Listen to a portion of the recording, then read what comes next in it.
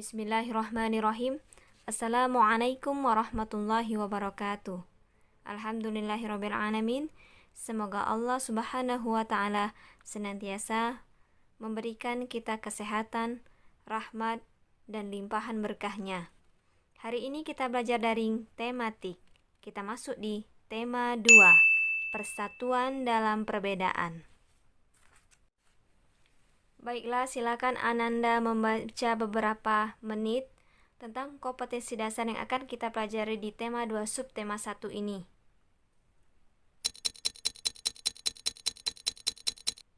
Ustazah akan menjelaskan kompetensi dasar permuatan yang akan kita pelajari di subtema 1 ini.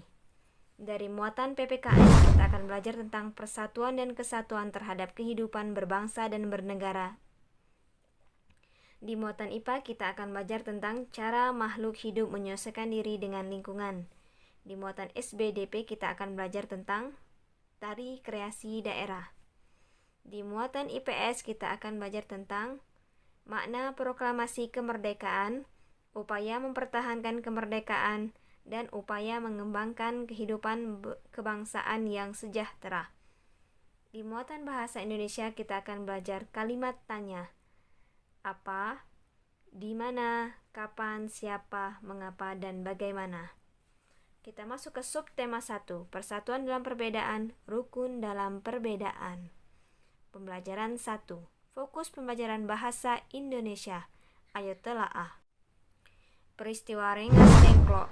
Perbedaan pandangan di antara golongan muda dan Soekarno-Hatta membuat para pemuda membawa Soekarno-Hatta ke Rengas Dengklok, Karawang, Jawa Barat. Pada tanggal 16 Agustus 1945 itu, Soekarno-Hatta diamankan di sebuah rumah sederhana milik seorang petani. Kedua tokoh tersebut berada di Rengas Dengklok seharian penuh. Para pemuda mendesak Soekarno-Hatta untuk segera memproklamirkan kemerdekaan Indonesia tanpa ada keterkaitan dengan Jepang.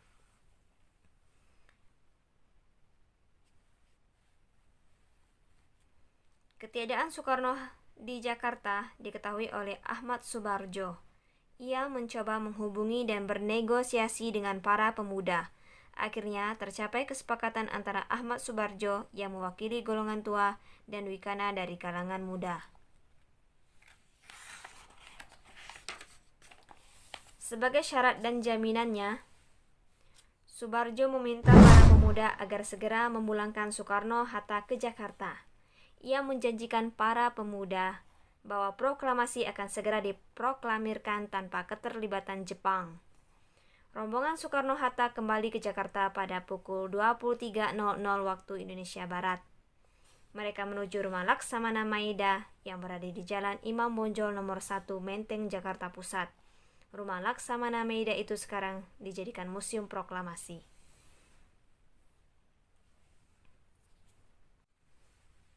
Berikutnya, sebuah teks memiliki informasi di dalamnya. Informasi merupakan keseluruhan isi dari sebuah teks. Salah satu cara untuk mencari informasi adalah dengan menyampaikan beberapa pertanyaan. Pertanyaan-pertanyaan itu disampaikan dalam bentuk kalimat tanya. Kalimat tanya adalah kalimat yang menanyakan sesuatu atau seseorang sehingga diperoleh jawaban tentang suatu masalah atau keadaan. Untuk memudahkanmu membuat pertanyaan, bacalah terlebih dahulu informasi mengenai kata tanya yang biasa digunakan dalam kalimat tanya. Yang pertama, apa? Adalah kata tanya apa digunakan untuk menanyakan benda, tumbuh-tumbuhan, dan binatang. Kata tanya siapa? Kata tanya siapa digunakan untuk menanyakan nama orang. Di mana? Kata tanya di mana digunakan untuk menanyakan tempat berada. Kapan? Kata tanya kapan digunakan untuk menanyakan waktu. Mengapa? Kata tanya mengapa digunakan untuk menanyakan sebab atau perbuatan. Kata tanya bagaimana digunakan untuk menanyakan cara atau kondisi atau keadaan. Kita akan langsung ayo aplikasikan. Di kegiatan 1 membuat kalimat tanya.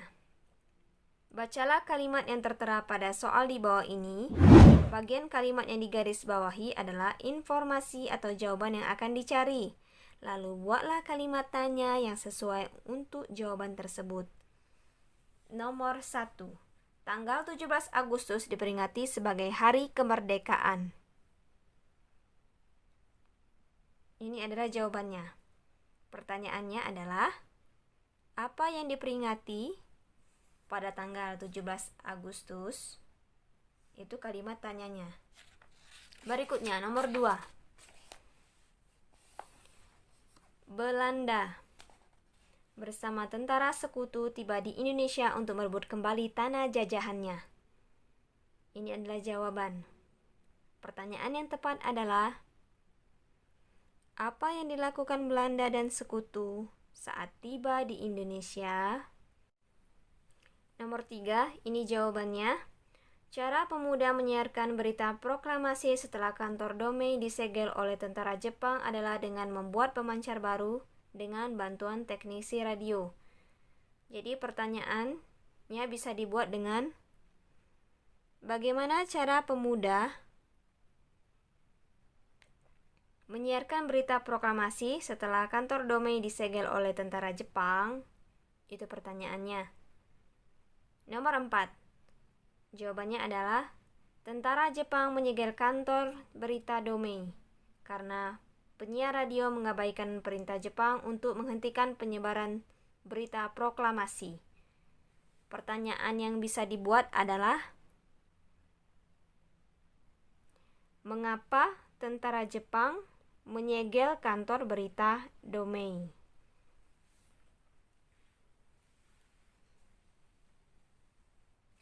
Kita langsung ke Ayo Duniawi. Keterampilan membuat pertanyaan sangat bermanfaat dalam keseharian kita. Setiap hari kita pasti mengajukan atau menerima pertanyaan tentang suatu hal. Pertanyaan yang tepat akan dapat menggali informasi sesuai dengan yang diinginkan. Sebaliknya, pertanyaan yang tidak tepat akan menimbulkan kebingungan dan berakibat pada perolehan informasi yang tidak tepat juga. Mari cermati kalimat tanya yang kamu ajukan kepada guru, teman, saudara, atau orang tuamu hari ini. Apakah kalimat tanya yang kamu gunakan sudah tepat dan juga mendapatkan jawaban yang sesuai? Sudahkah kamu menerapkan adab bertanya? Selain ketepatan pertanyaan yang diajukan, ajaran Islam juga memberikan arahan terkait adab dalam bertanya. Ayo ajukan pertanyaan yang tepat dengan adab yang baik. Jadi adab bertanya dalam Islam adalah 1. Menggunakan bahasa yang santun, jelas, dan mudah dipahami. 2. Bertanyalah terkait sesuatu yang bermanfaat. 3. Berikan apresiasi atas jawaban yang diberikan. Misalnya minimal dengan mengucapkan terima kasih. Kita ke nilai ukhrawi. Allah Subhanahu wa ta'ala berfirman, yang artinya Bismillahirrahmanirrahim. Maka bertanyalah kepada orang yang mempunyai pengetahuan jika kamu tidak mengetahui. Quran Surat An-Nahl ayat 43. Berani bertanya tentang sesuatu yang bermanfaat adalah sikap yang baik. Namun, bertanya yang berlebihan dengan niat mendebat atau tidak mau bertanya karena malu padahal ia membutuhkan, keduanya adalah sikap yang tidak baik. Mari kita terapkan adab-adab dalam bertanya agar pertanyaan yang kita ajukan dapat memberi manfaat buat diri kita sendiri dan juga orang lain. Baiklah, kita ke halaman 6 dan 7. Fokus pembelajaran IPS. Ayo telaah. Silakan Ananda membaca halaman 6 dan 7 selama beberapa menit. Silakan dibaca berulang-ulang dan dipahami.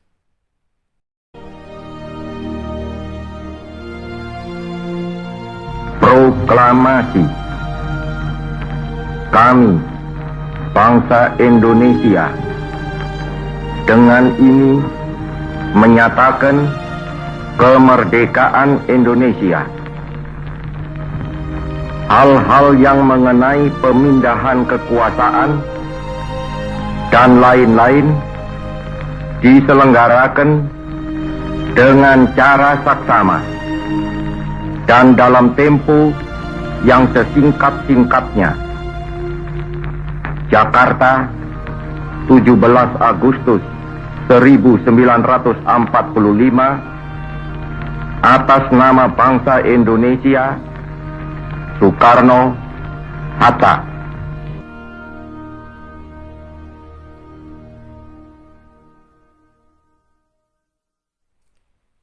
Selanjutnya di halaman 9, kita ke nilai duniawi.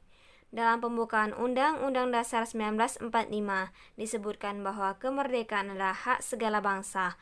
Oleh karena itu penjajahan di atas dunia harus dihapuskan karena tidak sesuai dengan pri kemanusiaan dan pri keadilan. Saat ini masih ada beberapa negara yang belum merdeka, di antaranya adalah negara Palestina. Hingga kini rakyat Palestina masih terus berjuang keras sekuat tenaga dan pantang menyerah untuk mendapatkan kemerdekaannya dari penjajahan negara Israel. Negara Palestina memerlukan dukungan dari berbagai pihak untuk mendapatkan dan mewujudkan kemerdekaannya. Bagaimanakah pendapatmu terhadap hal ini? Apa yang dapat kamu lakukan untuk membantu negara tersebut?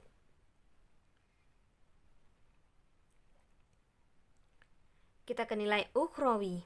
Dalam proses menuju proklamasi kemerdekaan Republik Indonesia, dikumandangkan terjadi beberapa musyawarah dalam negosiasi kepulangan Soekarno-Hatta dari Rengas Dengklok dan dalam penyusunan draft proklamasi kemerdekaan.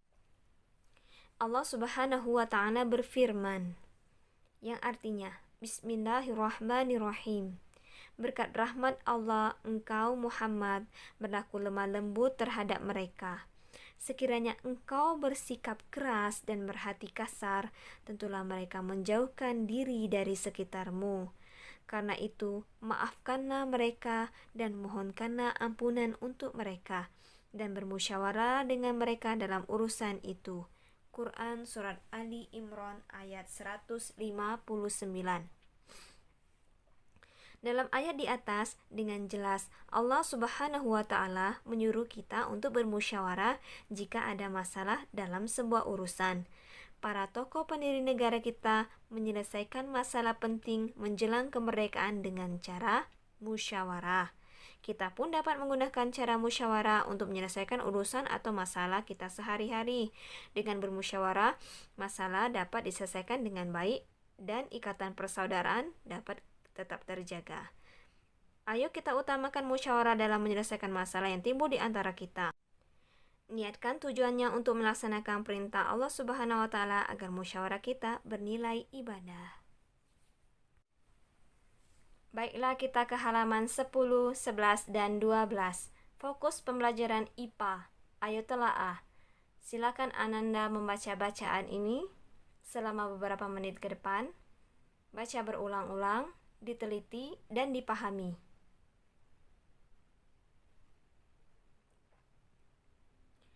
Baiklah. Allah Subhanahu wa Ta'ala menciptakan tumbuhan dengan beragam jenisnya. Setiap jenis tumbuhan memiliki ciri khusus yang membedakannya dengan tumbuhan lain. Dengan mengamati beragam jenis tumbuhan, kita temukan bahwa Allah Subhanahu wa Ta'ala telah menciptakan tumbuhan dengan ciri khasnya masing-masing sesuai dengan kondisi lingkungan di mana tumbuhan tumbuh. Karena itu, tumbuhan tersebut dapat bertahan hidup di lingkungan tersebut. Jadi ciri khusus tumbuhan dan fungsinya. Yang pertama, bunga bangkai. Bunga bangkai adalah tumbuhan yang mengeluarkan bau bangkai yang busuk. Jadi bau ini berfungsi untuk menarik perhatian serangga agar datang kepadanya. Jadi contoh bunga bangkai adalah Rafflesia arnoldi dan Amarpopalus titanium. Yang kedua, tumbuhan insektivora. Tumbuhan insektivora adalah tumbuhan pemakan serangga. Tumbuhan ini contohnya adalah kantong semar, venus, dan sundeu. Yang ketiga, tumbuhan xerophyt. Tumbuhan xerophyt adalah tumbuhan yang mampu tinggal di daerah yang panas, kering, dan tandus. Jadi Allah ciptakan keistimewaan berupa daun kecil-kecil berbentuk duri untuk mengurangi penguapan dan batang tebal berlapis lilin untuk menyimpan air. Contoh tumbuhannya adalah kaktus. Selanjutnya nomor 4. Baiklah, yang keempat, tumbuhan hidrofit. Berasal dari kata hidro, yaitu air. Jadi tumbuhan hidrofit adalah tumbuhan yang dapat hidup di lingkungan air. Contohnya adalah teratai. Yang kedua yaitu eceng gondok. Yang kelima, tumbuhan higrofit. Tumbuhan higrofit adalah tumbuhan yang mampu tinggal di daerah lembab. Contohnya adalah jenis keladi. Yang keenam, tumbuhan meranggas, yaitu tumbuhan yang menyesuaikan diri dengan lingkungan. Jika musim kemarau, ia akan menggugurkan daunnya untuk mengurangi penguapan. Contoh tumbuhan yang meranggas antara lain adalah pohon jati, kapuk randu, mahoni, dan kedondong.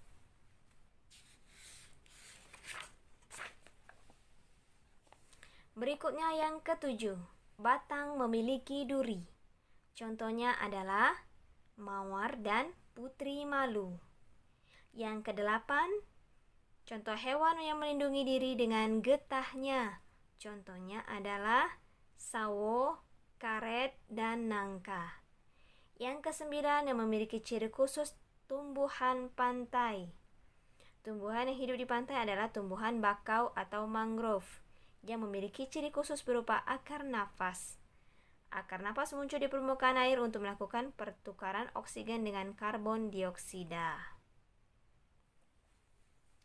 Pada halaman 13, silakan Ananda isi, kerjakan di buku latihan tematik, buat isinya saja nomor 1 sampai 5.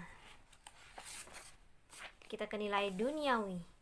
Setelah tumbuhan memiliki ciri khusus yang sesuai dengan lingkungan tempat tinggalnya, tidak hanya tumbuhan yang Allah ciptakan beraneka ragam, manusia pun Allah ciptakan dengan ciri khasnya masing-masing. Tidak kita temukan dua orang memiliki ciri fisik dan sifat yang sama persis sekalipun bersaudara kembar. Tetapi tahukah kamu bahwa sifat seseorang juga dipengaruhi oleh lingkungannya?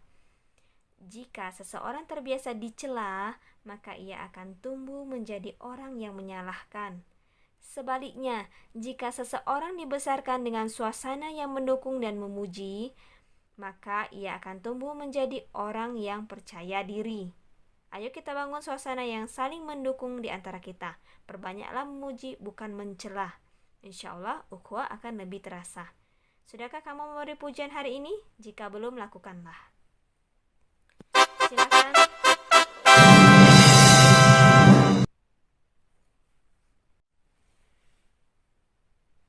Kita akan nilai ukhrawi.